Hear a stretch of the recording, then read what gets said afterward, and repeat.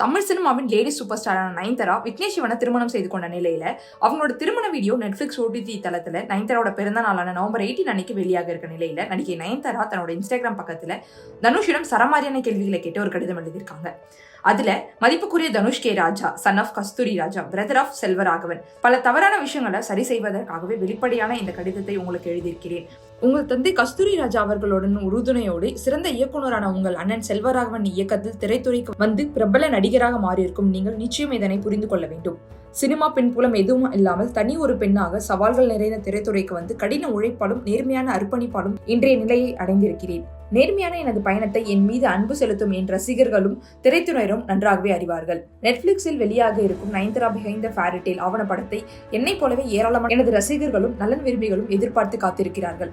ரசிகர்களின் அந்த ஆர்வத்தை பூர்த்தி செய்யவே இதில் பணியாற்றியிருக்கும் ஒவ்வொருவரும் பல்வேறு தடைகளை மீறியும் அனைத்து பணிகளையும் முடித்து தற்போது வெளியீட்டுக்கு தயார் செய்திருக்கிறோம். உங்களது தொடர்ச்சியான பழிவாங்கும் நடவடிக்கையால் நானும் எனது கணவரும் மட்டுமின்றி ஆவணப்பட பணிகளில் அர்ப்பணிப்போடு பங்காற்றிய ஒவ்வொருவரும் வெகுவாக பாதிப்படைந்திருக்கிறோம்.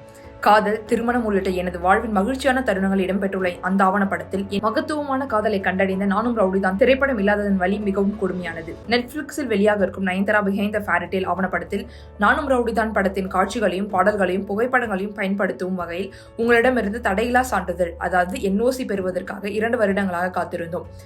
எங்கள் எல்லா போராட்டங்களுக்கும் பலனளிக்காத நிலையில் அந்த முடிவை கைவிட்டு ஆவணப்படத்தில் திருத்தங்கள் செய்தோம். நானும் ரவுடி தான் திரைப்படத்தின் பாடல்கள் இன்றளவும் ரசிகர்களால் கொண்டாடப்படுவதற்கு முக்கிய காரணம் இதயத்திலிருந்து எழுதப்பட்ட அதன் வரிகள்.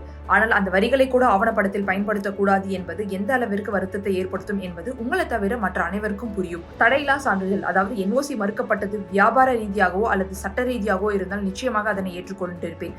ஆனால் முழுக்க முழுக்க என் மீதான தனிப்பட்ட விருப்பால் மட்டுமே உங்களது இந்த நடவடிக்கைகளை எப்படி ஏற்றுக்கொள்ள முடியும்? சமீபத்தில் வெளியான ட்ரைலரில் பயன்படுத்தியிருக்கும் 3 வினாடி வீடியோவிற்கு எதிராக லீகல் நோட்டீஸ் அனுப்பப்பட்டிருப்பது அதிர்ச்சி அளிக்கிறது. அதிலும் தனிப்பட்ட முறையில் எடுக்கப்பட்ட ஏற்கனவே இணையதளத்தில் பகிரப்பட்ட ஒரு காட்சிக்கு 10 கோடி நஷ்டஈடு கேட்டிருப்பது மிகவும் வினோதமாக இருக்கிறது. கீழ்த்தரமான இந்த செயல் ஒரு மனிதராக நீங்கள் எப்படிப்பட்டவர் என்பதை வெளிச்சம் போட்டு காட்டுகிறது. மேடைகளில் உங்கள் அப்பாவி ரசிகர்களுக்கு முன் பேசுவதை போல் 1% கூட உங்களால் நடந்து கொள்ள முடியாது என்பதை நானும் எனது கணவரும் நன்றாகவே அறிந்திருக்கிறோம். எனது திரைப்பயணத்தின் இனிமையான நினைவுகளை கொண்டு பல்வேறு காட்சிகள் ஆவணப்படத்தில் இடம்பெற்றிருக்கின்றன. அதற்கான அனுமதிக்காக வெவ்வேறு தயாரிப்பாளர்களை அணுகிய போது பேரன்போடு அனுமதித்தார்கள். அப்போதுதான் உங்களிலிருந்து எவ்வளவு மாறுபட்டவர்களாக அவர்கள் இருக்கிறார்கள் என்பதை புரிந்து கொள்ள முடிந்தது. அதனால்தான் காலங்களை கடந்தும் கொண்டாடப்படுபவர்களாக அவர்கள் இருக்கிறார்கள். சட்டப்பூர்வமான உங்களது நடவடிக்கைகளை சட்டப்பூர்வமாக எதிர்கொள்ள தயாராகவே இருக்கிறோம்.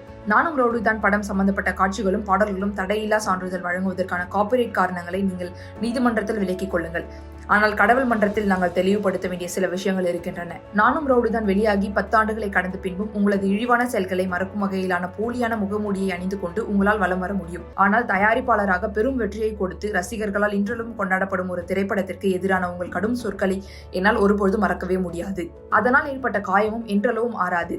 அந்த படத்தின் வெற்றி உங்களை உளவில் ரீதியாக வெகுவாக பாதித்ததை சினிமா நண்பர்கள் மூலம் தெரிந்து கொண்டேன். பின்னர் சினிமா விழாக்களில் பிலிம்பேர் 2018 நீங்கள் அதிருப்தியை வெளிப்படுத்திய விதம் சாதாரண பார்வையாளர்களுக்கும் அதனை நன்றாகவே புரிய வைத்தது. எந்த ஒரு துறையிலும் வியாபார ரீதியான போட்டிகள் தவிர்க்க முடியாதவை. ஆனால் எக்காரணத்தை கொண்டும் ஒருவர் இன்னொருவரின் தனிப்பட்ட வாழ்க்கையில் தலையிட முடியாது.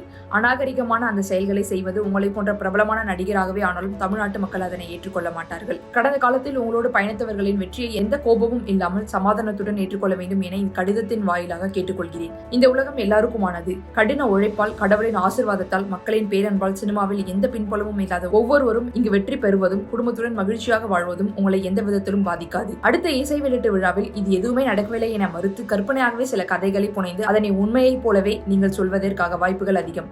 ஆனால் அதனை கடவுள் பார்த்து கொண்டிருப்பார் என்பதை மறந்து விடாதீர்கள். இந்த நேரத்தில் ஜெர்மனிய மொழியின் கேண்டன் ஃப்ரூட் எனும் வார்த்தையை உங்களுக்கு அறிமுகம் செய்கிறேன். அதன் வார்த்தையின் அர்த்தத்தை தெரிந்து கொண்டு இனி யாருக்கும் அதனை செய்யாமல் பார்த்துக் கொள்ளுங்கள். மகிழ்வித்து மகிழ் என்பதே உண்மையான மகிழ்ச்சி. கொண்டாட்டங்கள் நிறைந்த வாழ்வை புன்னகையோடு கடக்க வேண்டும் என்பதே எனது குறிக்கோளாக கொண்டிருக்கிறேன். அதனை அடிப்படையாக கொண்ட Nayanthara behind the fairy tale ஆவணப்படமும் உருவாக்கப்பட்டிருக்கிறது. அதனை ஒருமுறை பார்த்தால் உங்கள் எண்ணங்களும் நேர்மறையாக நிச்சயம் மாறும்.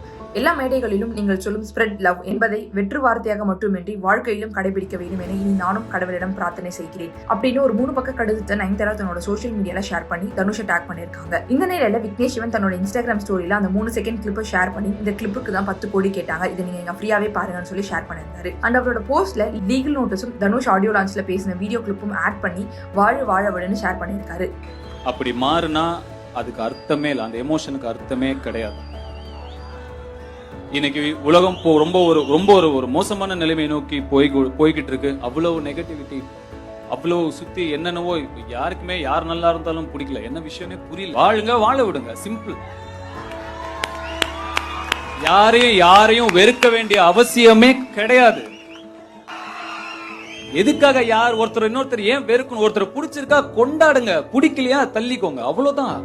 இதுதான் இப்போ சோஷியல் மீடியா ஃபுல்லா வைரல் ஆயிட்டு வருது.